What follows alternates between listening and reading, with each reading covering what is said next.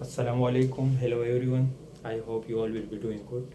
I am Dr. Khalim and today I am going to present a lecture about congenital adrenal hyperplasia, also known as CAH. We are going to talk about its causes, pathogenesis, diagnostic criteria, symptoms, treatments, all of it. But first we have to know how exactly is it happening and what exactly does it means. Now coming to it. A group of genetic disorders affecting adrenal gland, which is on top of each kidney, leading to inability to produce cortisol, adrenal hormones, aldosterone and cortisol, also sex hormones, are produced in the adrenal gland. So when we get deficient with these hormones, what exactly happens? No negative feedback mechanism. When we get deficient with cortisol, which is synthesized in the cortex of the adrenal gland, what happens? There is no negative feedback mechanism.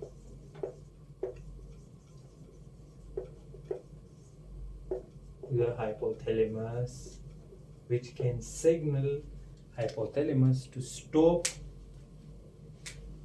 secreting CRH and corticotropin releasing hormone, and pituitary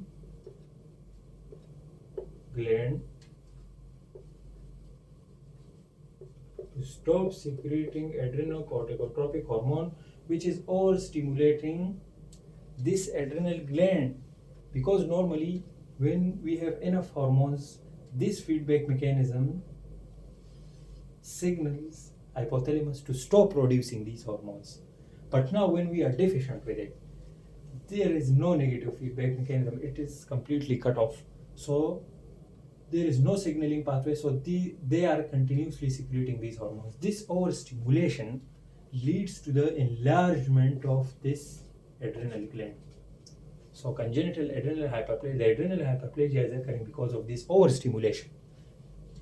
Now we will come to the adrenal hormone synthesis pathway, which is the most important one. If you want to learn this topic, you have to learn about the adrenal hormone synthesis pathway and the enzymatic deficiency occurring there, and which is the most common one. I will also explain.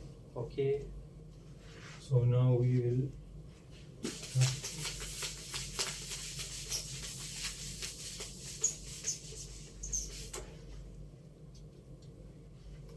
as you know that the adrenal hormone synthesis pathway is coming from cholesterol, pregnenolone, progesterone, deoxycorticosterone, corticosterone, aldosterone. Aldosterone is the end product here, and 17 hydroxylase progesterone, hydroxyprogesterone, deoxycortisol, and cortisol. So the enzymatic deficiency occurring in these pathways leading to the deficiency of these hormones. Now, what is the most common one? There are three enzymatic deficiencies: 21 hydroxylase deficiency, 17 alpha hydroxylase deficiency, and 11 beta hydroxylase deficiency. The most common one is 21 hydroxylase deficiency. 95% of occurring just because of this 21 hydroxylase. And where is it affecting the pathway? When the progesterone is converting into deoxycorticosterone, 21OH. So this pathway, as you can see, because of deficiency of this hormone, this enzyme, sorry, because of deficiency of this enzyme 21 hydroxylase, the pathway is not leading to produce deoxycorticosterone, corticosterone, and aldosterone. So we get deficient with these two hormones. And the pathway androgens, as this pathway is shifted, as we are deficient with these hormones, so the precursors, these are the precursors. These precursors, because of buildup of these precursors, the pathway is shifted on opposite side. So we end up with more sex hormones and no aldosterone and cortisol. So now what will happen here? If we have no aldosterone, we have no cortisol and more sex hormones. So if we are deficient with aldosterone, what does aldosterone do? Deficiency of aldosterone. Aldosterone works on the collecting ducts, renal collecting ducts, to reabsorb the sodium and excrete potassium. So when there is no aldosterone, how it will reabsorb the sodium back into the blood, sodium and water to the blood, and excrete the potassium? So we end up with hyponatremia and hyperkalemia.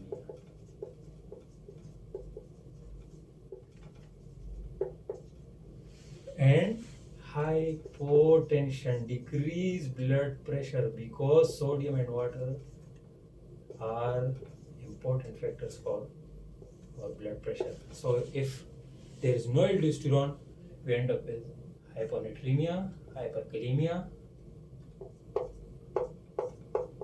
and hypotension. Now, if there is no cortisol, what will happen? Cortisol is important for regulating the blood glucose level. So, deficiency of cortisol, what happens here? Hypoglycemia, decreased glucose level.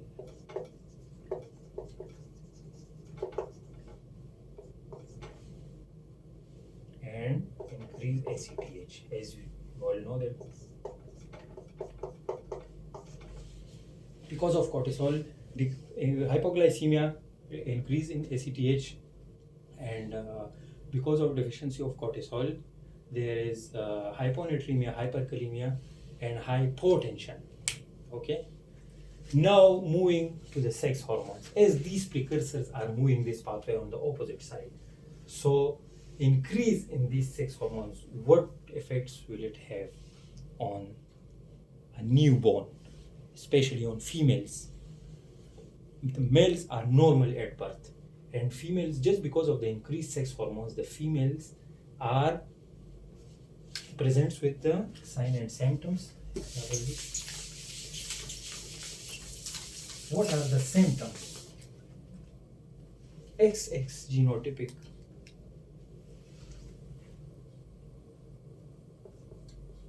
As I will also mention, girls, newborns. What will it present with? It will present with decreased blood pressure.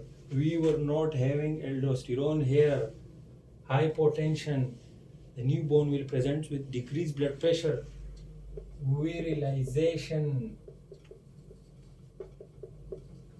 I will also explain virilization now. Ambiguous genitalia, meaning you can't differentiate between either it is of the male or female.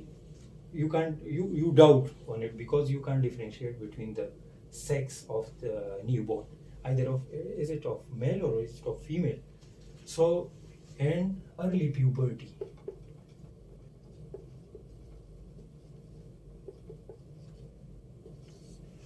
In virilization, what happens in virilization? we have increased facial hair, cheeks, face. We will have facial hairs on cheeks and face, and also we will have increased sexual drive,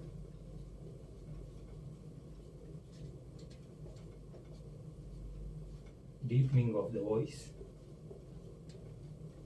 all the characteristics which are of males, it will be presented to us with females because of these increase in sex hormones and this deficiency of aldosterone and cortisol. These specific hormones are affecting the newborn. Acne, irregular menses, just because of the increased sex hormones. Now, the sign and symptoms, these are the symptoms. The newborn will present to us with these symptoms: decreased BP, virilization, ambiguous genitalia, early puberty, especially these. Now, what is the diagnostic criteria of this? How will we diagnose it? Well, it's very simple. Just look at these hormones and you will know about it. Okay, serum cortisol level, serum aldosterone level. Okay, as there is hyperkalemia, hyponatremia. Now electrolytes imbalance increase 17 because of the increase precursor hydroxyprogesterone, as I explained before.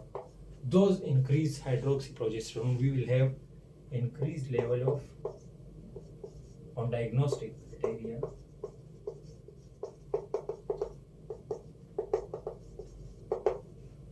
increased 17-OH, serum levels of aldosterone down, as we have no aldosterone produced there, no cortisol, androgens increase because of the increased sex hormones. The pathway is shifted to the opposite side. So increased in serum level, we will have decreased aldosterone, decreased cortisol, increased androgens, and increased 17, or because of the increased precursors, 17 hydroxyprogesterones will be increased. And electrolyte imbalance, what will happen?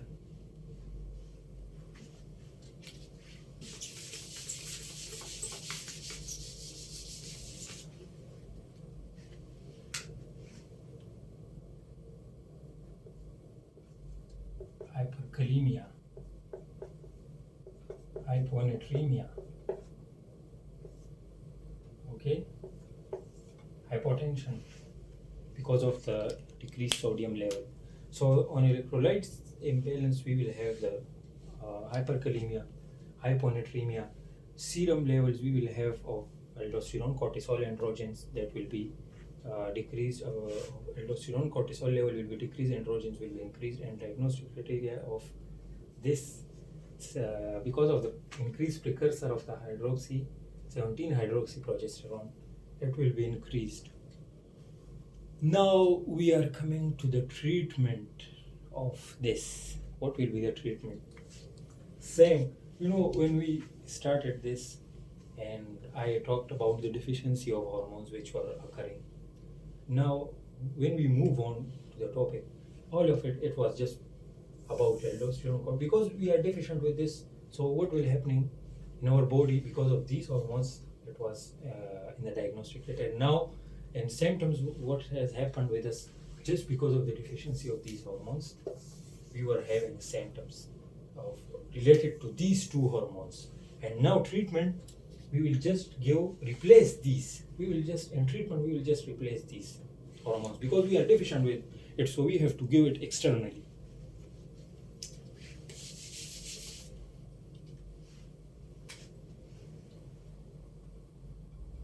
we will give corticosteroids to this patient to correct cortisol levels and fluorocortisone to correct mineralocorticosteroids to correct sodium aldosterone levels. When you correct the aldosterone level, the sodium level will be corrected automatically. So in treatment we just give these because we are deficient with these specific hormones, so we will just replace these. Now if you want to know about the two other enzymatic deficiency, you have to just go in the pathway and just look where the pathway is affecting and where the enzymatic deficiency is occurring and which hormone is getting deficient with us. Those specific symptoms, those specific and diagnostic criteria, we will also get the specific in investigation. We will get the specific, either it is of the serum electrolytes or the precursors of specific adrenal hormone synthesis or the treatment. We will just give it the same. Thank you, and remember us in our prayers, and I will come up with new videos. I hope you understand it. Thanks. Bye.